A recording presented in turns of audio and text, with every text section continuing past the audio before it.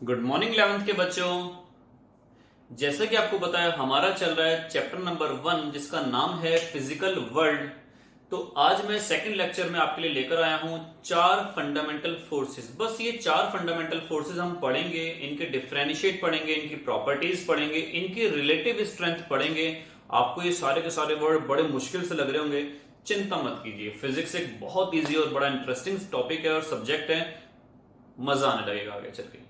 तो अभी हम क्या कह रहे हैं, चार फंडामेंटल फोर्सेस। पहले बच्चों फंडामेंटल की बात कर लेते हैं। ये फंडामेंटल क्या होता है? मेंटल तो आप जानते हैं, मेंटल का मतलब वो वाला मेंटल नहीं है, यहां पर है फंडामेंटल। मैथमेटिक्स में आपने पढ़ा होगा फंडामेंटल थ्योरम वगैरह 10th क्लास में। यहां पर फंडामेंटल फोर्स का मतलब है वो चार फोर्सेस जो इस ब्रह्मांड को, इस सृष्टि को, सारी की सारी ताकतों को, सब चीजों को गवर्न करती हैं। गवर्न का मतलब मेरी बॉडी, अगर मैं ऐसे खड़ा हुआ हूं यहां पर, तो मैं कैसे बैलेंस्ड हूं। जिस कैमरे में मैं यहां पर वीडियो शूट कर रहा हूं वो इस टाइम कैसे स्टेबिलाइज है। ये मार्कर अगर मैंने पकड़ा हुआ है तो ये कैसे रुका हुआ है। पृथ्वी सूरज के चारों ओर चक्कर लगा रही है तो क्यों लगा रही है। ये सारी की सारी चीजें, ये सारी की सारी चीजें इन्हीं चारों फोर्सेस में से किसी ना किसी एक या दो से एक्सप्लेन होती हैं। तो इसी को हम पढ़ रहे हैं कि फंडामेंटल फोर्सेस। सोडियम क्लोराइड में अगर सोडियम ने क्लोरीन को अट्रैक्ट करा या क्लोरीन ने सोडियम को अट्रैक्ट करा तो क्यों करा। ये सारी की सारी फोर्सेस। पंखा अगर गोल गोल घूम रहा है तो वो गोल गोल ही क्यों घूम रहा है। ये सारी की सारी फोर्सेस। तो चार ऐसी फोर्सेस हैं फिजिक्स के अंदर, नेचर के अंदर, साइंस के अंदर, जो सारे फिनोमिना को का एक्सप्लेनेशन देती हैं। तो उनमें से एक की बात मैं आज करने जा रहा हूं जिसका नाम है ग्रेविटेशनल फोर्स। आप लोगों ने 9th क्लास के अंदर ग्रेविटेशनल फोर्स के बारे में पढ़ा होगा। एक बच्चा था जो ऐसे लंगड़ घुमा रहा था, वहां पर आपने पढ़ा था ग्रेविटेशनल फोर्स, वेट, वेटलेसनेस, बहुत सारी चीजों के बारे में। तो आज थोड़ा सा और डिटेल में बच्चों बात कर लेते हैं क्या होता है ये ग्रेविटेशनल फोर्स। आइए स्टार्ट करते हैं, टाइम वेस्ट ना करते हुए। क्या होता है आपका ग्रेविटेशनल फोर्स? पहले मैं यहां पर इसकी डेफिनेशन लिखता हूं, आप लोग नोट्स बनाते चलिएगा। ग्रेविटेशनल फोर्स, देखिए बच्चों पहले मैं डेफिनेशन लिखता हूं, ध्यान से देखिएगा।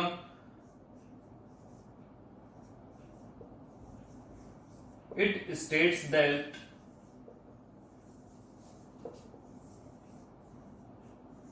the force of attraction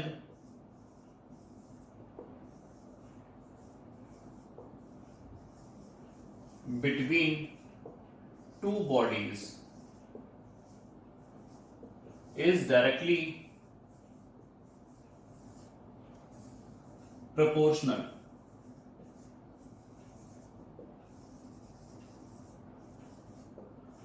to the product of their masses and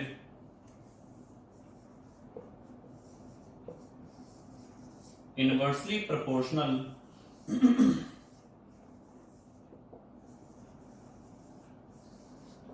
to the square of the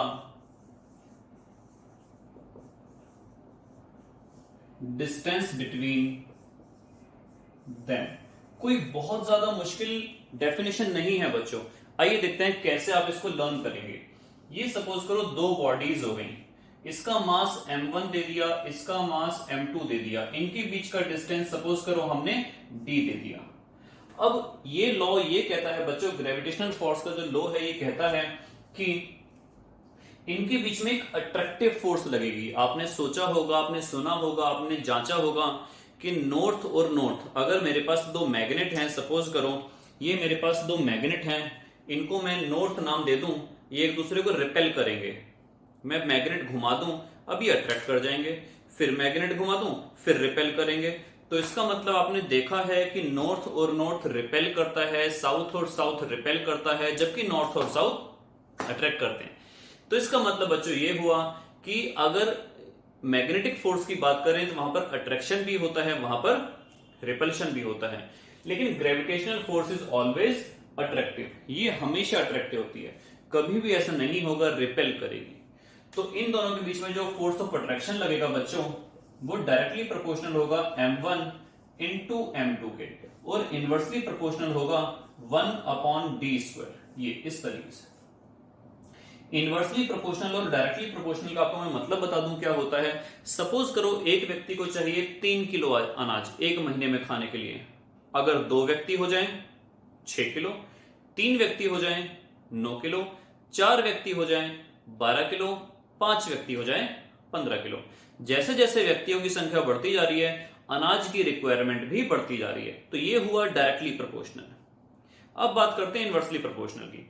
inversely proportional ऐसे समझो, एक महिला किसी काम को अगर 12 घंटे में पूरा करती है तो 2 महिला क्या 24 में करेगी? नहीं, काम की अमाउंट घट जाएगा। काम अमाउंट ऐसा हो जाएगा कि अब दोनों मिल बांटकर करेंगी तो 6 घंटे में पूरा हो जाएगा। 3 महिलाएं करेंगी 4 घंटे में, 4 महिलाएं करेंगी 3 घंटे में। तो जैसे जैसे महिलाओं की संख्या बढ़ती चली जा रही है, वैसे वैसे टाइम जो कंज्यूम होना था वो कम होता चला गया। Inversely proportional. आई थिंक आपको बात समझ में आ गई होगी। तो उसी तरीके से फोर्स जो होता है इनके प्रोडक्ट के डायरेक्टली प्रोपोर्शनल होता है डिस्टेंस के इनवर्सली। अगर ये डिस्टेंस में बढ़ा दूंगा तो फोर्स कम लगने लगेगी, और अगर मैं घटा दूंगा तो फोर्स ज्यादा लगने लगेगी। तो ये आपके पास कंबाइंड होके कुछ ऐसा आया करता था। आई होप आप समझ पा रहे होंगे कि m1 m2 अपॉन में d²। Force is directly proportional to m1 m2 upon में d²। जान लेते हैं फटाफट बच्चों इस ग्रेविटेशनल फोर्स की क्या है प्रॉपर्टीज। प्रॉपर्टीज आपके लिए ज्यादा इंपॉर्टेंट है, तो फटाफट जान लेते हैं क्या क्या है इसकी प्रॉपर्टीज। आई होप आप ये नोट डाउन कर लेंगे।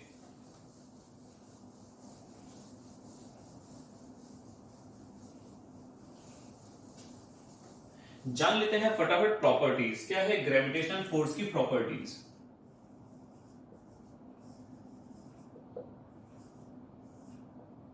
तो फर्स्ट प्रॉपर्टी है इट इज ऑलवेज अट्रैक्टिव। ये हमेशा अट्रैक्टिव होती है, कभी भी रिपल्सिव नहीं होती, धक्का नहीं मारेगी, हमेशा एक दूसरे को खींचेगी। दूसरा है it is the weakest force. 4 forces आपको जो मैंने बताई उनके नाम बता दूंगा आगे चलकर।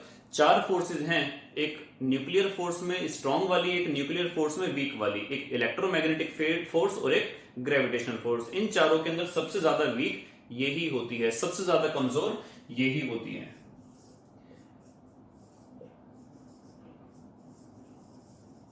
It is central force. बताता हूं आपको मैं अभी क्या है ये। It follows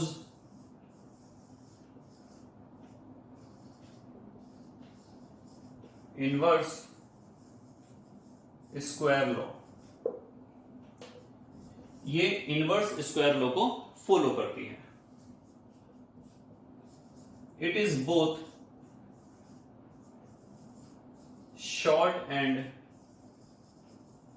long range. अभी बताता हूं क्या होती है। और लास्ट पॉइंट है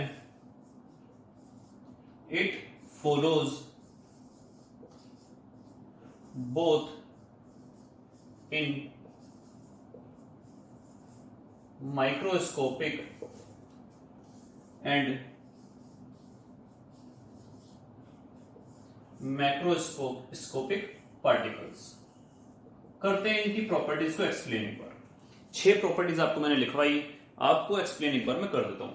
ये तो बात क्लियर हो गई होगी, ये हमेशा अट्रैक्टिव होती हैं, ये वीकेस्ट होती हैं, ये एक बात भी क्लियर है। Central force. सेंट्रल फोर्स का मतलब बच्चों क्या होता है कि अगर मान लो ये सूरज है और ये चांद है, तो सेंटर से सेंटर का डिस्टेंस हम मेजर हमेशा करते हैं। हम ये मान के चलते हैं इस पूरी पृथ्वी का सारा मास कहां पर इकट्ठा माना जाएगा?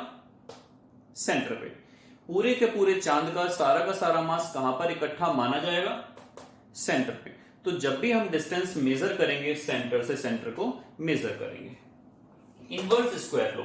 ये इनवर्स स्क्वायर लॉ था जो ऐसा था, आपको भी मैंने बताया था। देखो इनवर्स उल्टा स्क्वायर, ठीक है।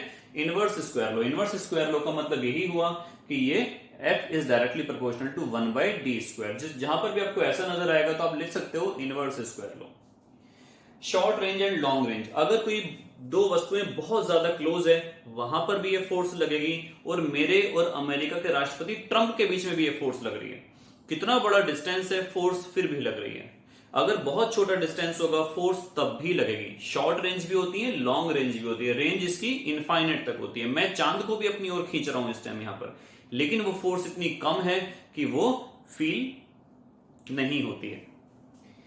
लास्ट है माइक्रोस्कोपिक, यानी कि छोटे छोटे पार्टिकल्स इलेक्ट्रॉन के अंदर भी, और मैक्रोस्कोपिक हाथी या ब्लू व्हेल की तरह भी छोटे से पार्टिकल्स के अंदर भी ये वाली फोर्स काम करेगी, और बड़े वाले पार्टिकल्स के अंदर भी ये फोर्स काम करेगी। ऐसा नहीं कि छोटे वाले में ना करे या बड़े वाले में ना करे, हर जगह ये फोर्स काम करती है।